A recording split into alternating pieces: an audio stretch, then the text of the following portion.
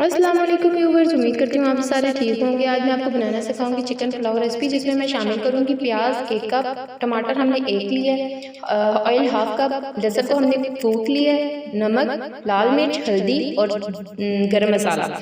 हमारे मसाला जार में बस यही चीज़ें शामिल हैं। आधा किलो हमने चावल लिए हैं, इसको भिगो दिया अच्छी तरह, धो के भिगोना है आपने, और आधा किलो ही हमने चिकन लिया।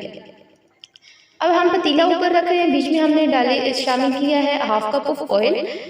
1/2 कप ऑफ ऑयल जब गर्म हो जाए उसके बाद हमने इसके बीच में डालना है प्याज डाल दिया हमने। अब हमने प्याज को इतना ब्राउन करना है कि ये डार्क ब्राउन हो जाए, क्योंकि आपको पता है जब हम पुलाव बनाते हैं, पुलाव की रेसिपी में हम प्याज को सही तरह से ब्राउन करते हैं, ब्लैक ब्राउन। ये देखिए ये लाइट ब्राउन हो गया।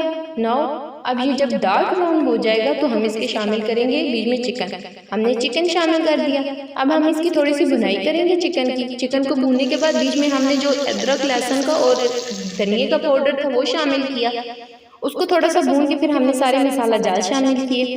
फिर उसको भूनना है। भूनने के बाद 2 मिनट के बाद फिर हमने इसके बीच में डालने हैं टमाटर। याद रखिएगा पहले मसाला जार शामिल होंगे, बाद में टमाटर। टमाटरों को गलाने के लिए हमने ऊपर ढक्कन रखा।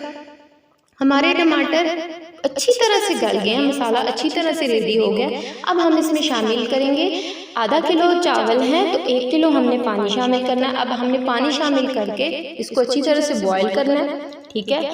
बॉईल करने के बाद हमने ये जो हमारे भिगोए हुए चावल थे वो हमने इसके बीच में डाल देने हैं, जब तक ये सही तरह से पक नहीं जाता।